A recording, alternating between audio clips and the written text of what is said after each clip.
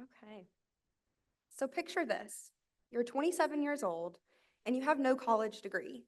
And your job? It's not where your heart is. Every day feels like you're adding pages to a book you never wanted to write. But today, something different happened. Today, you're seated across from a boardroom table from the Northwest Florida's leading title insurance company. You're here to interview for a job you've always dreamed of, but you're lacking the traditional qualifications most people have. What do you bring to the table?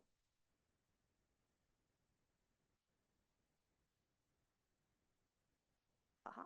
Confidence and questions. That's where leadership begins. When you realize that your value isn't just in your qualifications, but in your ability to lead yourself and others. That interview was me, and that's how I landed my job as the Regional Vice President of Business Development for Bay, Gulf, and Franklin counties. This experience has taught me the power of preparation and confidence, which I want to share with you all today. I'm honored to speak here at this TEDx FSU conference, and I'm going to share my journey of self-discovery, leadership, and lessons that I've learned by age of 30, hoping to inspire you all to change your lives, your careers, and our community. Leadership is a skill life teaches, providing we're willing to learn.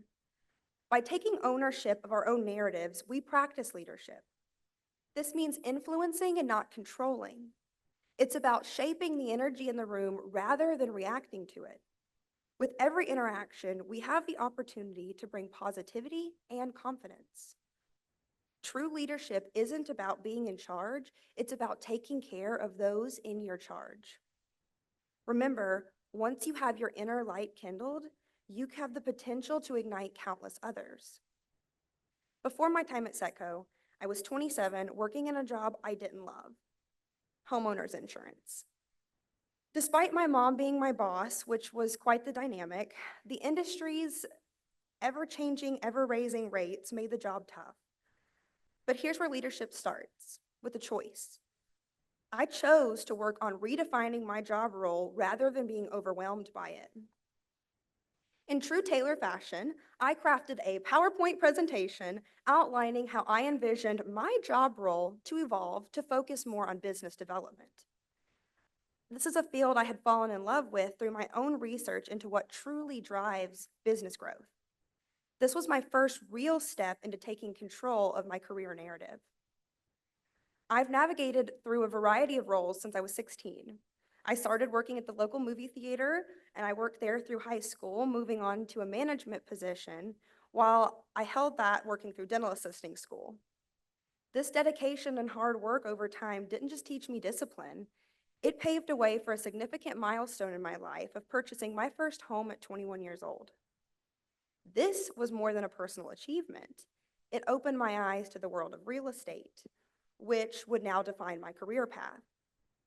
By 2016, I found myself in the thick of coordinating transactions for two of Panama City Beach's top real estate agents. It was during this time I was first introduced to Setco services.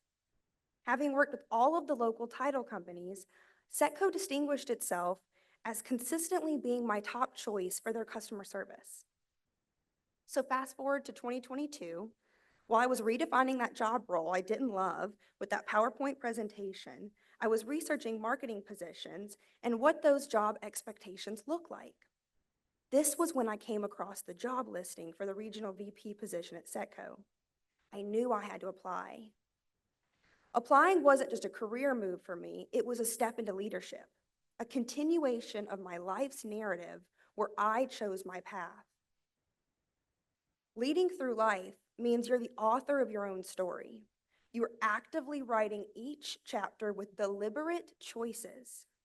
For me, taking control of my career path led to a deeper awareness of my mental health, realizing when it was being negatively impacted.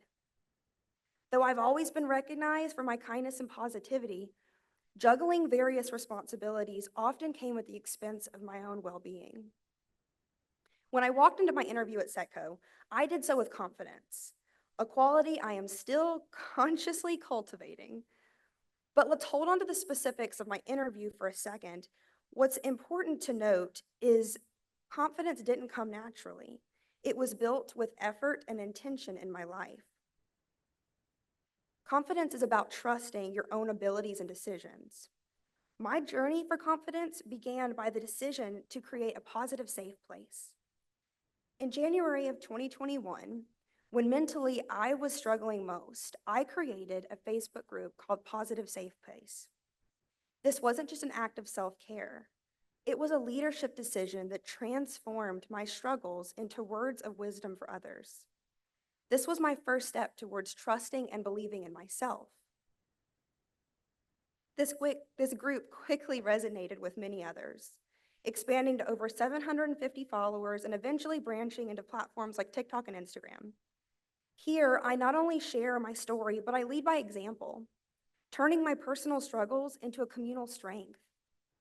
The feedback has been transformative for me, with numerous individuals reaching out to say witnessing my journey has sparked change within them. This experience has reinforced the pivotal lesson for me that genuine leadership starts with leading oneself, and at the core of self-leadership is self-care.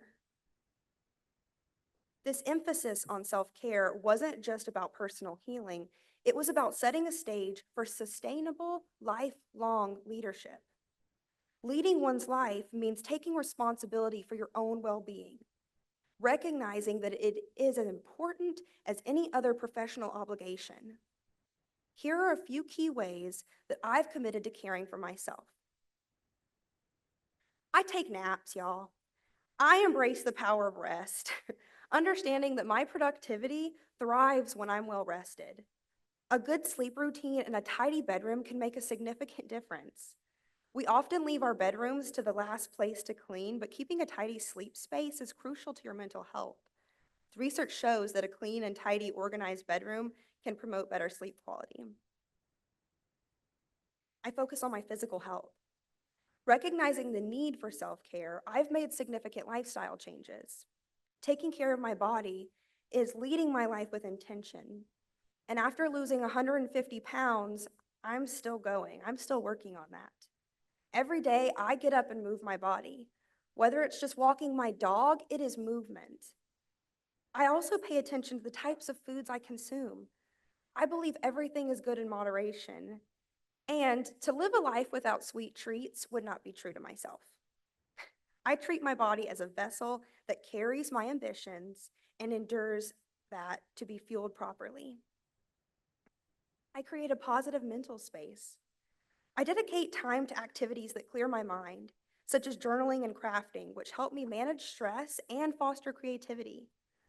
Make it a point to create space for yourself at least once a day to reflect on what truly matters most to you.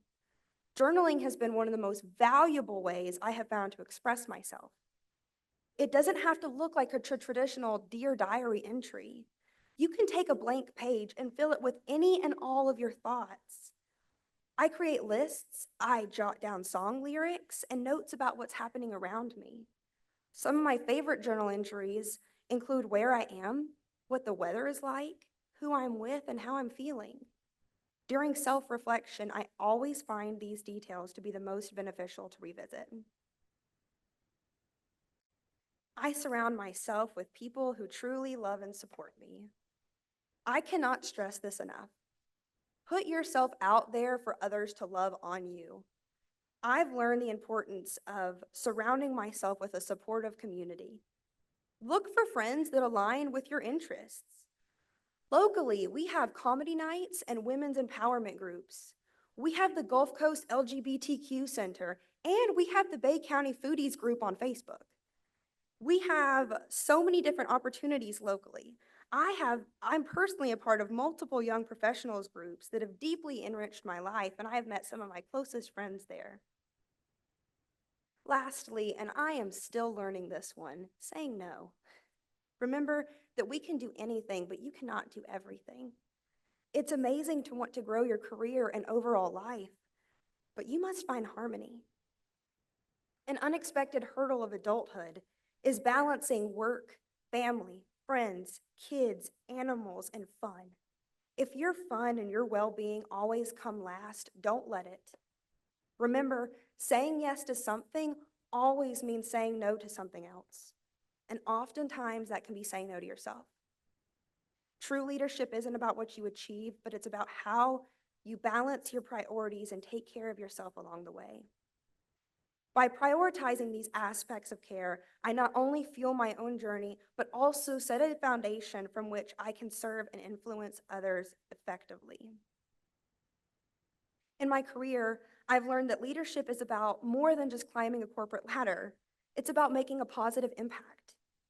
When I was hired at Setco, I didn't just view this as a job. I saw it as an opportunity to make a difference. Focusing on influence has sculpted me into the leader I am today.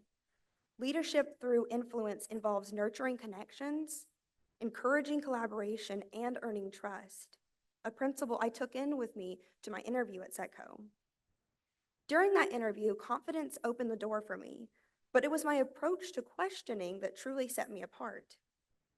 I came prepared with a notebook full of questions based on research I had done on Setco. This was my very way of interviewing them just as much as they were interviewing me. The most valuable question I asked was setting clear expectations for the job role. I later remember the owner of Setco telling me that this was the initiative and asking questions is what caused me to stand out. It highlighted the power of influence in even the smallest details, like the questions you ask or how you present yourself.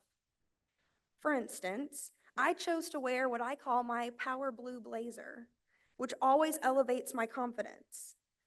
This embodies the idea that how you dress can influence not only how others see you, but how you perceive yourself.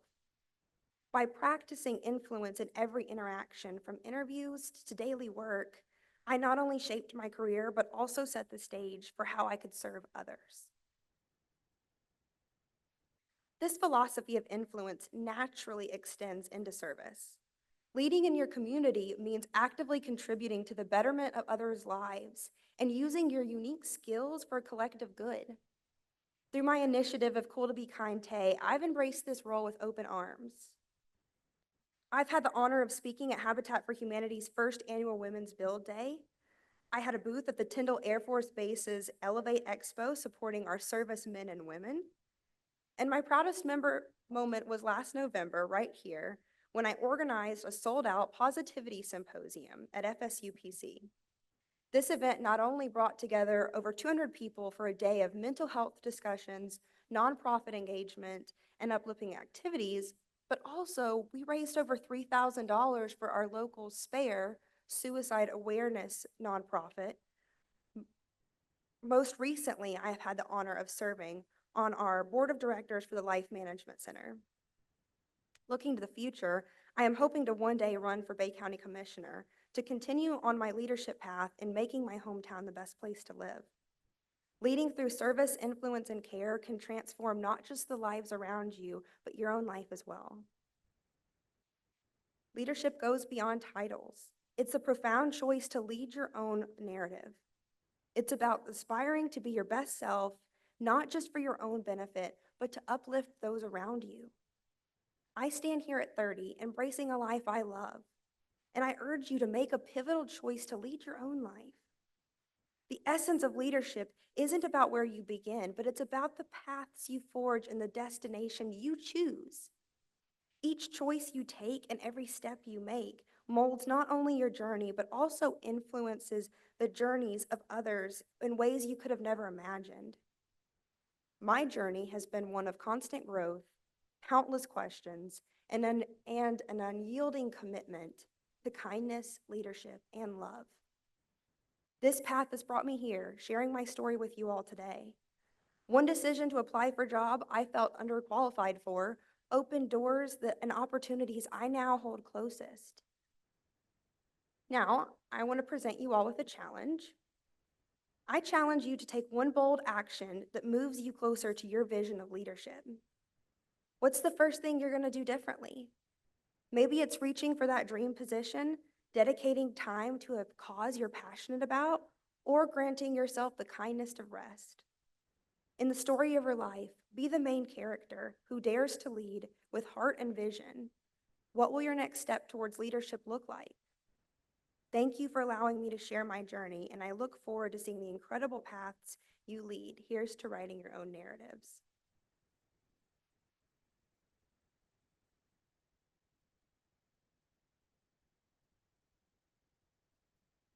Thank you very much.